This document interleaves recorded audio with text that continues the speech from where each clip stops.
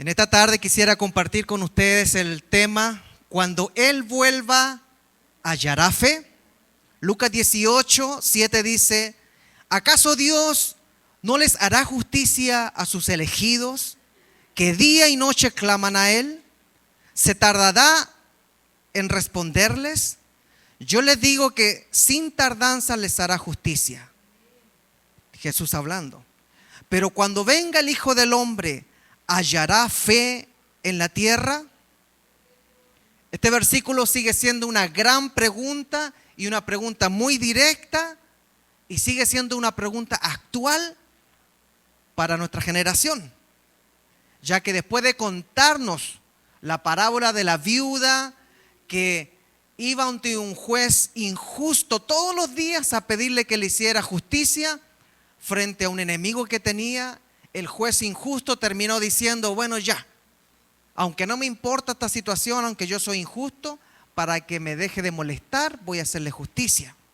Por eso Jesús termina diciendo: ¿acaso Dios, que es un Dios justo, no les hará justicia a ustedes si es que clamamos día y noche? Pero esta historia no simplemente nos recuerda la necesidad de orar y clamar al Señor sin desmayar, sino que Jesús nos asegura que Dios siempre está esperándonos que nos presentemos. Pero inmediatamente nos lanza una pregunta, y esta pregunta ha resonado cada siglo porque se actualiza a medida que avanza la raza humana. Y la pregunta es: cuando yo regrese, amada iglesia, ¿hallaré fe en la tierra? Es interesante que la forma en que está hecha esta pregunta es bien particular, porque Jesús no pregunta: cuando yo regrese, ¿hallaré grandes iglesias? Jesús no pregunta: cuando yo regrese, ¿hallaré grandes programas y actividades dentro de la iglesia? Jesús no pregunta si hallará grandes ministerios entre su pueblo. Jesús no pregunta si hallará muchísima gente en la tierra identificándose como cristiana. Jesús no pregunta si hallará muchos líderes involucrados en su obra. Jesús no pregunta si hallará muchas personas prósperas por algún tipo de evangelio de prosperidad. Jesús no pregunta si llegará y las iglesias tendrán un templo propio. Jesús no pregunta si hallará grandes bandas musicales en las iglesias reuniendo miles de jóvenes en conciertos. La pregunta que Jesús hace es muy sencilla: cuando el Hijo del Hombre venga, ¿hallará fe en la tierra? Él pregunta si hallará algo bien particular: fe. Pero aquí hay que aclarar qué es fe para Jesús.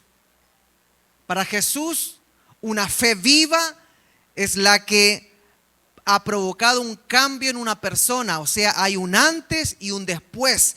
Claramente una persona debe decir: antes de que yo llegara a Jesús era de esta manera, pero cuando conocí el evangelio decidí con todas mis fuerzas comenzar a cambiar. ¿Qué significa una fe para Cristo?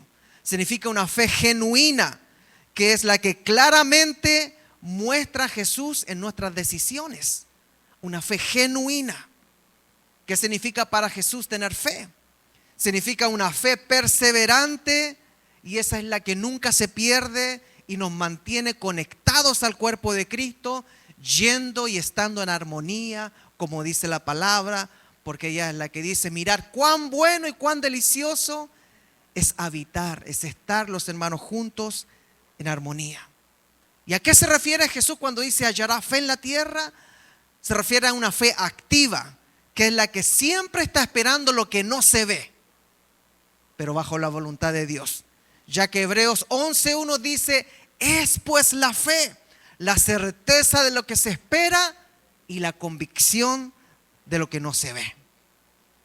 En un mundo que cada día se aleja más de los principios establecidos por su creador, este mundo trata de colocar una verdad relativa y trata de celebrar lo que la Biblia dice que es pecado. Nos damos cuenta de que esta pregunta no es para el mundo entonces, que esta pregunta está diseñada específicamente para su iglesia. Y no solamente para su iglesia, está diseñada para cada uno individualmente. Cuando yo vuelva, Claudio, ¿habrá fe en tu corazón? Hoy el Espíritu Santo nos invita a que respondamos en 4 áreas esta misma pregunta. Y la primera área es: ¿hallará fe en mi corazón? Amada iglesia, la fe cristiana no comienza en un edificio. La fe comienza en nuestro corazón.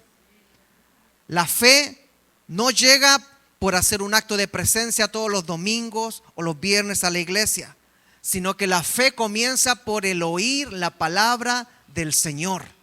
Así lo establece. La fe comienza en la intimidad de nuestro ser, es decir, en nuestro corazón, donde ahí en nuestro corazón se libra la primera batalla, que es decidir si quiero oír atentamente la palabra del Señor y ponerla en práctica. Esa es la primera decisión. ¿Voy a ser un oyente o voy a ser un hacedor? La apostasía que vemos hoy en el mundo es simplemente el reflejo de muchos corazones que decidieron no creer a la revelación divina a través de su palabra. El apóstol Pablo le dice al joven pastor Timoteo en 2 Timoteo 1:6: por lo cual te aconsejo que avives el fuego del don de Dios que está en ti por la imposición de mis manos. Porque no nos ha dado Dios espíritu de cobardía, sino de poder, de amor y de dominio propio. Amada iglesia, la pregunta que hace Jesús: cuando venga el Hijo del Hombre, ¿hallará fe en la tierra? Es una pregunta directa. Y esta pregunta, en el fondo, lo que quiere decir: cuando yo regrese y mire tu corazón, ¿qué voy a encontrar? Cuando yo regrese en las nubes como prometí y pueda ver a través de tu pecho y vea tu alma lo que tú eres, ¿qué es lo que voy a ver? ¿Encontraré un corazón que arde por mi presencia? ¿Encontraré un corazón que confía en mis promesas a pesar de las circunstancias difíciles por las cuales te encontré? Cuando yo venga, ¿encontraré un corazón que ama estar en oración delante de mí? Cuando yo regrese, amada iglesia, ¿encontraré un corazón que ama el apoyar mi obra? Cuando yo regrese, ¿encontraré un corazón que ame servir en mi obra? Cuando yo regrese, ¿encontraré un corazón que amaba apoyar las misiones? Cuando yo regrese, ¿encontraré un corazón que amaba, anhelaba apoyar en cualquier ministerio de su iglesia local?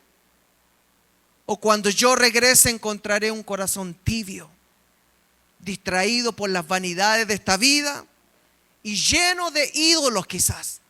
Ídolos como el dinero, el entretenimiento, el sexo, el ego, la avaricia, la mentira, el engaño o algún vicio escondido que yo sí voy a poder ver cuando venga.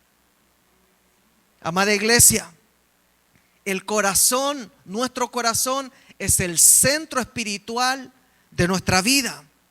Pero lamentablemente vivimos en una época, en una generación en el cual las emociones gobiernan más que la verdad.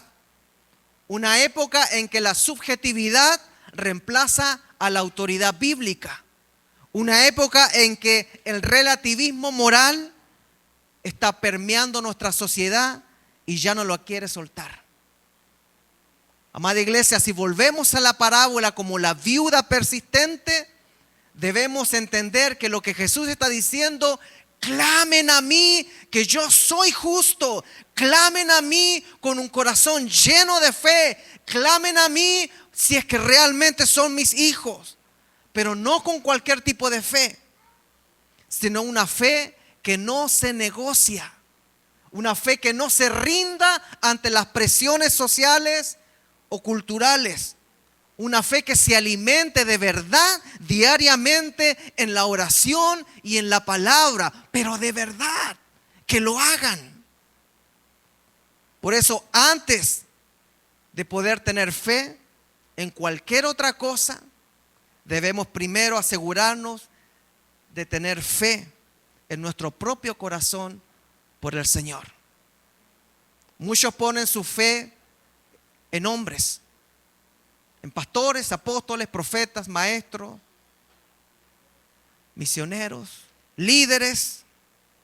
Y el problema es que el hombre falla. Muchos ponen su fe en denominaciones y estas también fallan. Muchos ponen su fe en amigos o amigas cristianas que las toman por ejemplo, hasta que estos fallan. Muchos ponen su fe en el legalismo cristiano y ese legalismo termina hiriendo y destruyendo personas. Pero muy pocos son los que colocan su fe verdaderamente en Jesús y solo en Jesús, ya que los que colocan su fe solo en Jesús, no importa que fallen los hombres, no importa que fallen los líderes, no importa que fallen las denominaciones, no importa que fallen los amigos, cercanos, lejanos, amiguis, lo que sea. Mis ojos están puestos en Jesucristo, el autor y consumador de nuestra fe. Y por eso a muchos nos pasa igual que Pedro, que tenemos fe y le decimos al Señor, yo tengo fe. En Mateo 14:28 dice, le respondió Pedro y dijo, Señor, si tú eres, manda que yo vaya a ti sobre las aguas. Había fe ahí. Y él dijo, ven. Y descendiendo Pedro de la barca andaba sobre las aguas para ir a Jesús. Todo bien. Estaba viento en popa. Andaba para ir a ver a Jesús. Sabía dónde iba. Los ojos estaban puestos en su destino, que era Jesús. Pero al ver el fuerte viento, tuvo miedo y comenzando a hundirse dio voces diciendo, Señor, sálvame. Al momento Jesús extendió la mano, asió de él y le dijo, hombre de poca fe, ¿por qué dudaste? De esa fe estoy hablando, decía Jesús. Hallaré fe en la tierra. Cuando yo regrese, habrán personas dispuestas a caminar sobre las aguas, a confiar en mí en los tiempos difíciles. Cuando yo regrese, o me encontraré con una iglesia que ya tiró la toalla, hundida, ahogada y quizás muerta. Amada iglesia, la buena noticia es que Cristo busca un corazón que permanezca firme en su palabra. Salmo 119:11 dice, en mi corazón he guardado tus dichos para no pecar contra ti. Dígame usted, ¿qué es lo que más guarda usted? ¿Los benjamines? ¿Los billetes de 100? ¿Qué es lo que más guarda usted? Porque el salmista está diciendo que lo que más aprecia lo guarda en su corazón para no pecar contra Dios. Pregunta: si Jesús volviera hoy, 17 de agosto del 2025, se acabó el tiempo de gracia, la iglesia va a ser arrebatada. Si Jesús volviera hoy y vemos a Jesús, ¿podríamos decir nosotros con honestidad, Señor, aquí está mi corazón lleno de fe por ti? ¿O le tendríamos que decir, Señor, aquí está mi corazón lleno de dudas, lleno de interrogantes, lleno de pecados sin confesar, lleno de amargura, lleno de depresión? Número 2, cuando el Hijo del Hombre venga, ¿hallará fe en nuestros matrimonios? Después de nuestro corazón, el siguiente círculo de influencia que Dios examina está en nuestro hogar, y ese es nuestro matrimonio. Amada iglesia, el matrimonio no es una invención humana. El matrimonio, escúchelo bien, es una institución divina, diseñada para reflejar nada más y nada menos la relación entre Cristo y su iglesia. Efesios 5:25 dice: maridos, amad a vuestras mujeres, así como Cristo amó a la iglesia y se entregó a sí mismo por ella, para santificarla, habiéndola purificado en el lavamiento del agua por la palabra, a fin de presentársela a sí mismo una iglesia gloriosa, que no tuviese mancha, ni arruga, ni cosa semejante, sino que fuese santa y sin mancha. Querida iglesia, en nuestros tiempos, el mundo ataca más que nunca al matrimonio, pero lo ataca con una ferocidad sin precedentes. ¿Y por qué el matrimonio?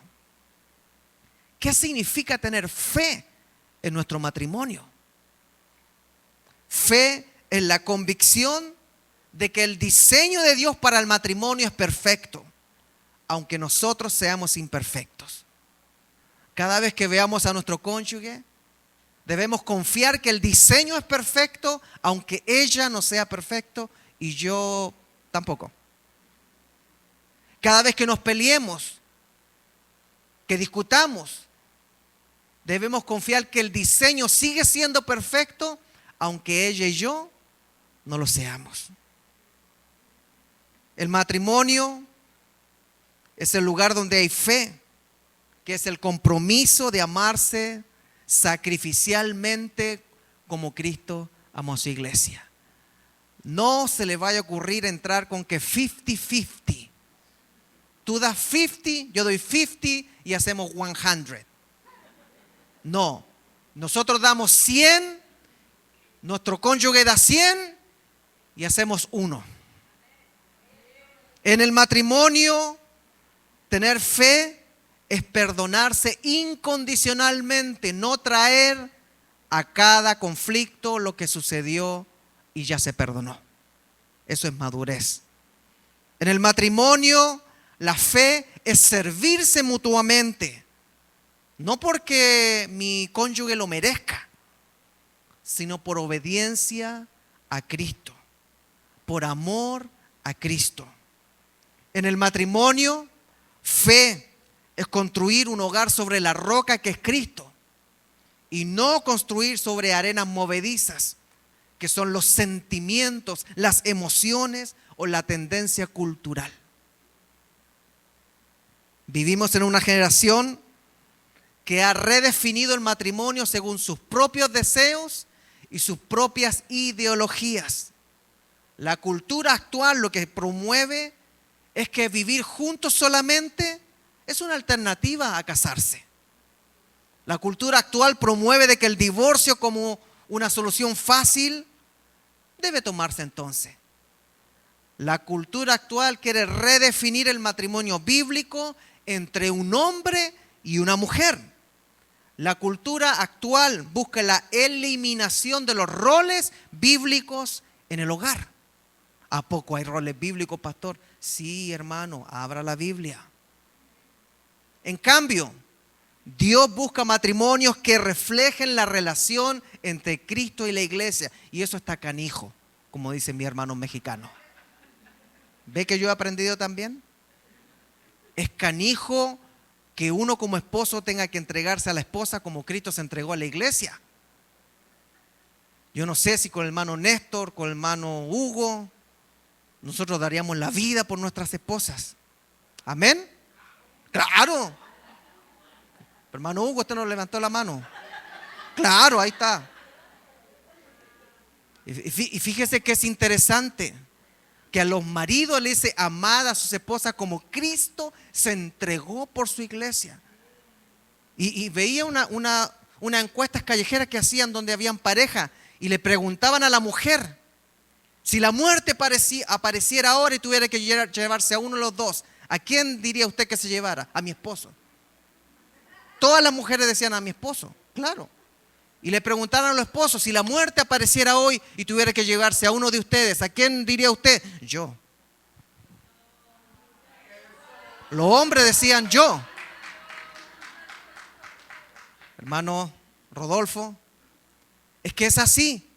Hombres, Dios nos pide que amemos a nuestras esposas como Él se entregó por la iglesia.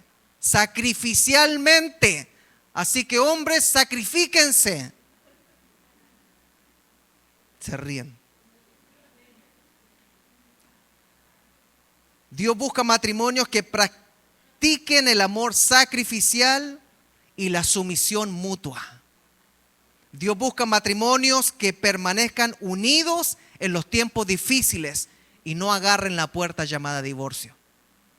Dios busca matrimonios que oren juntos y busquen a Dios como fundamento de su relación. Y eso es difícil cuando se llegó a Cristo después de casado, porque uno ya se acostumbró a tener una dinámica familiar que no hacía eso. Y es difícil, pero no imposible. Y para los solteros, entre paréntesis, como galletita, Dios espera que se preparen para un matrimonio centrado en Cristo, que mantengan pureza moral y emocional y busquen una pareja que sea cristiana, que comparta su fe y sus valores. Volvemos a la pregunta. Cuando Cristo vuelva, ¿hallará fe en los matrimonios cristianos? Llegó un matrimonio y me decía, nosotros cuando estamos solos hasta vemos películas triple X porque estamos en matrimonio. Cuando Cristo venga y encuentre el matrimonio viendo esas películas, ¿cree que se va a agradar de eso? Mi amada iglesia, cuando colocamos esta frase y comenzamos a analizar primero nuestro corazón, después nuestro matrimonio, ¿qué Dios va a bendecir si nos encuentra haciendo? Dentro del matrimonio, la palabra dice que el lecho sin mancilla está bendecido, el hogar, la intimidad. ¿Nuestro matrimonio está listo para ver a Cristo? ¿O tendremos que dar cuenta de cosas que están mal? Ay, pastor, no me está gustando esta predicación. Cuando Cristo venga, ¿hallará a dos personas unidas por un contrato? ¿O hallará personas unidas por fe en Jesucristo? ¿Hallará un hogar donde oran juntos? ¿O hallará un hogar donde se busca solamente estar separados para hacer lo que a ellos les gusta? Cuando Cristo venga, ¿hallará un hogar donde se busca la dirección de Dios antes de tomar decisiones? ¿O un hogar, un matrimonio donde se va a llorar, donde el pastor después que le fue mal? Cuando Cristo venga, ¿hallará matrimonio donde se practica el perdón como Cristo perdonó? ¿O hallará matrimonios que nunca lograron superar lo que sucedió y se los sacan como navajas cada cierto tiempo para cortar el corazón? Hoy en día, un matrimonio lleno de fe en Jesús es una fortaleza, escuche esto, es una fortaleza que resiste los ataques del enemigo y se convierte ese matrimonio con fe en Jesús en el testimonio más poderoso para nuestros hijos de que la fe en Cristo vale la pena practicarla en el hogar. Amada iglesia, no permitamos que las grietas de nuestra incredulidad en el matrimonio destruyan lo que Dios ha unido. No permitamos que las grietas en nuestra fe en el matrimonio den un mal ejemplo para nuestros hijos. Pregunto, ¿es mi matrimonio un altar donde se honra a Dios con fe? ¿O mi matrimonio se ha convertido en un campo de batalla donde reina el egoísmo, la rabia, el sarcasmo, los pleitos y el dolor? Vuelvo a preguntar, cuando el Hijo del Hombre vuelva, ¿hallará fe en los matrimonios? Tercero, cuando el Hijo del Hombre vuelva, ¿hallará fe en mi familia? El campo de misión más importante que nosotros tenemos no es llegar a África, no es llegar a Europa ni al Medio Oriente, es nuestra familia. Y algunos se preguntará, ay, ¿por qué es eso, pastor? Y la razón es que la fe que tenemos en nuestro corazón y que vivimos en nuestro matrimonio debe ser transmitida a nuestros hijos, que son las próximas generaciones. ¿A poco, pastor? Yes. Porque la Biblia dice en Proverbios 22:6, instruye al niño en su camino y aun cuando fuere viejo no se apartará de él. Eso es tener fe en nuestro hogar. La palabra del Señor también dice en Deuteronomio 6:6, y estas palabras que yo te mando hoy estarán sobre tu corazón y las repetirás a tus hijos y hablarás de ellas estando en tu casa y andando por el camino y al acostarte y cuando te levantes. Eso me suena a dejar de ver las comedias en la noche, Instagram, Facebook, YouTube, y ponerse a leerle la palabra de Dios a los niños. No sé a qué le suena a usted. Amada iglesia, la familia es el primer lugar donde se transmite la fe. Voy a repetirlo. Nuestra familia, nuestro hogar es el primer lugar donde se transmite la fe en Jesucristo. Una vez que salen de casa, usted no sabe si vuelven. Usted solamente sabe lo que sembró en sus corazones. Sin embargo, hoy enfrentamos sistemas educativos que promueven ideologías contrarias a la Biblia y ahí mandamos a nuestros hijos. No nos queda otra alternativa. No tenemos dinero para mandarlos a escuelas cristianas particulares y ojalá alguien me esté escuchando para que den beca a familias cristianas que no tienen para pagar eso. Sin embargo, hoy enfrentamos medios de comunicación que bombardean con valores mundanos a nuestros hijos. Sin embargo, hoy enfrentamos la pérdida de la autoridad paternal sobre nuestros hijos, porque aquí en el estado de Washington es uno de los peores, que a los 13 años los papás ya no les permiten meterse en las decisiones que tomen. ¿Está mala la situación? Está peor de lo que usted piensa. Sin embargo, la fragmentación del núcleo familiar es lo que hoy se está viendo por todas partes. Ya no es un divorcio, sino 2, 3 y después parece un clan. Vivimos en una cultura que busca adoctrinar a sus hijos, a mis hijos, si es que nosotros no lo hacemos en el hogar. Y lo adoctrinan con ideologías contrarias a la palabra de su creador, de nuestro creador. Y saben que si lo hacen desde una temprana edad, tienen la guerra ganada. ¿Por qué? Porque Dios fue el que dijo que instruyanlo cuando fueren niños para que no se aparten de viejos. Y si lo instruyen mal, los condenan a maldición hasta que sean viejitos también. En las escuelas, los medios de comunicación, la música, todo parece estar diseñado para arrancar la semilla del Evangelio de Jesucristo de los corazones de los niños y colocar las ideas del posmodernismo en que vivimos. Pero la pregunta sigue siendo, cuando Él vuelva, ¿hallará fe en nuestras familias, en nuestros hijos? Amada iglesia, cuando Dios vuelva, cuando Jesús vuelva, ¿hallará fe en tus hijos? ¿Hallará un hogar donde la Biblia está abierta sobre una mesa, pero no para llenarse de polvo, sino porque se lee? Antes de comerse una cena, un desayuno, por lo menos un versículo, el Salmo 23, que se lea, que tenga ese recuerdo, ese niño, esa niña. En la casa de mi papá nadie era perfecto, pero la palabra del Señor se leía.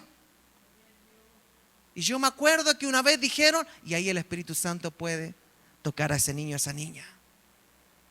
Cuando el Hijo del Hombre vuelva, ¿hallará padres que oran por sus hijos y con sus hijos? Amada iglesia, ¿estamos orando por y con nuestros hijos? ¿O nos da huehuencha? Ay, no, pacho, ya, eso ya mucho. Cuando el Hijo del Hombre vuelva, ¿hallará hijos que están aprendiendo a amar, a temer y a servir al Señor en la obra? ¿O estamos con una generación que está lista para salir corriendo al mundo? ¿Aman nuestros hijos venir a la iglesia, escuchar la palabra? ¿Aman algún día servir en algún ministerio? ¿Estamos sembrando el amor a la obra? ¿Estamos sembrando el dar a la obra o lo mandamos con $1? Para que ellos siempre recuerdan, cuando se va a la iglesia se lleva $1. Ya el pastor se colocó pesado. No, colóquele valores de verdad a los niños, cosa que cuando usted pase quede algo verdadero en ellos. Como dice la palabra, que amen de todo corazón las cosas de Dios, no las de este mundo. Me perdí. Amada iglesia, escucha esto con mucha atención, porque quizás no lo has escuchado. Nuestros hogares deben ser iglesias domésticas. Nuestros hogares deben llegar a ser iglesias domésticas. Nuestros hogares deben llegar a ser esos santuarios donde se exalta el nombre de Jesús también. Donde los cánticos que se escuchan también exalten al Señor. Y no solo reggaetón mundano. Porque uno se encuentra con sorpresa. Nuestros hogares deben ser santuarios donde el amor de Cristo sea el lenguaje que le enseñemos. Aunque nosotros no seamos perfectos y de repente se nos salga algún garabato, reprenda el garabato y dígale: yo sigo buscando a mi Creador y en este hogar yo quiero que Cristo reine. Nadie es perfecto. Arrepiéntase y siga adelante. Usted nunca sabe si su hijo vuelve, si usted vuelve, si su esposa vuelve, pero Dios sí ve que usted quería tener un hogar donde se exaltaba a Cristo. Dicho de una manera más directa y clara, la fe de nuestros hijos es nuestra responsabilidad. Cuando Cristo vuelva, ¿hallará fe en nuestros hijos? Depende de nosotros. Mire qué fuerte. Pregunto, ¿estoy siendo el líder que Dios espera en mi hogar? ¿Estoy cultivando activamente la fe en mi familia? ¿O estoy permitiendo que el mundo los evangelice con su propio evangelio? El evangelio de Lucifer.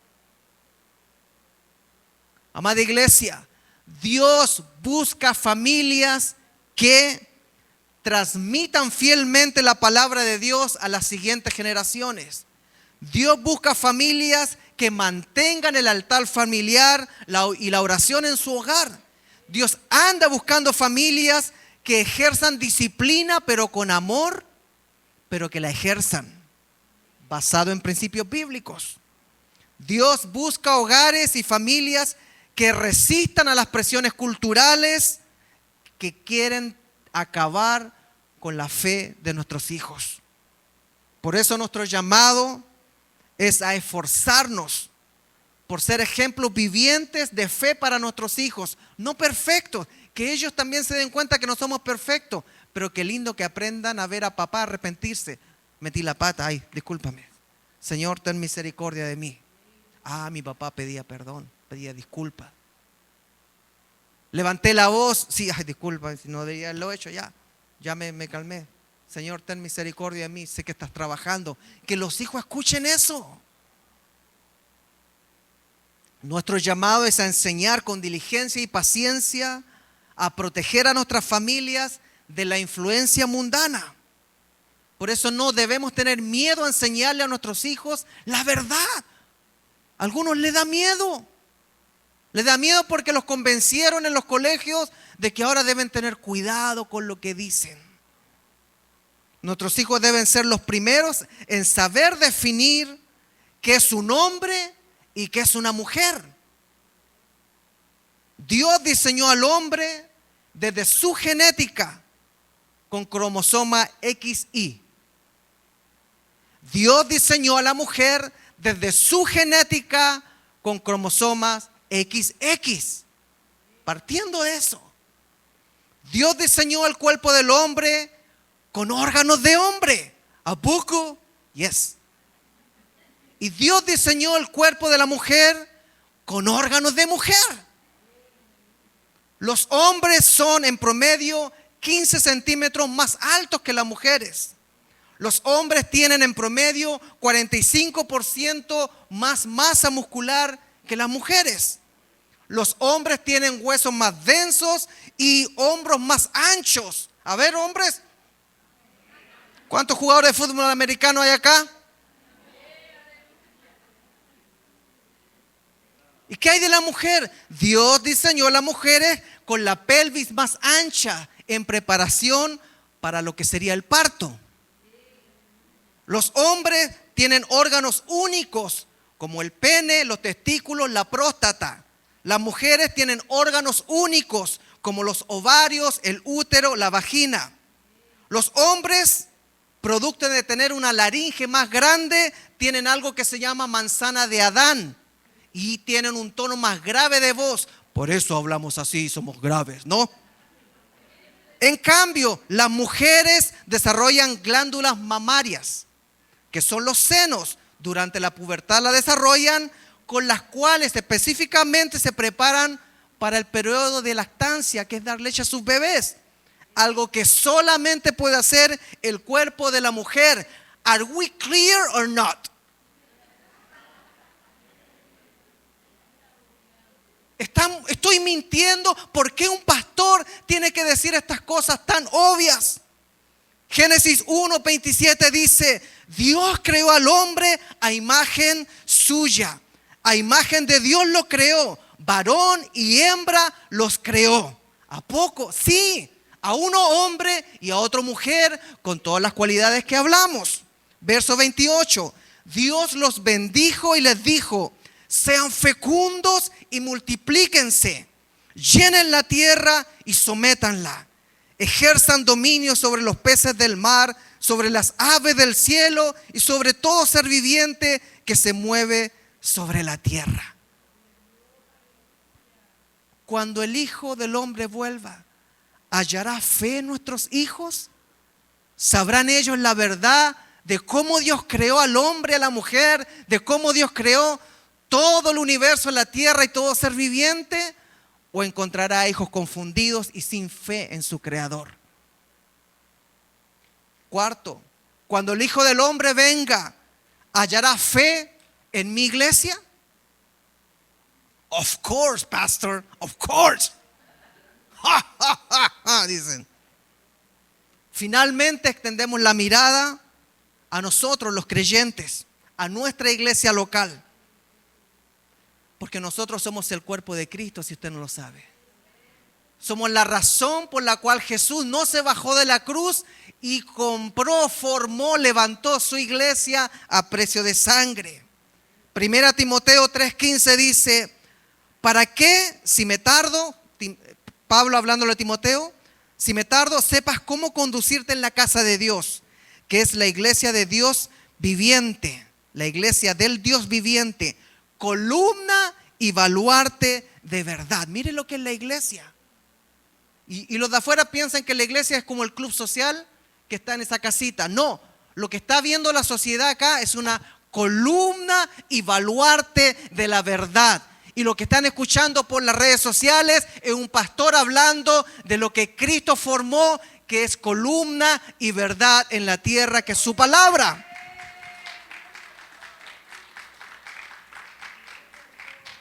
¿Cuál es el problema? Es que la iglesia también puede flaquear.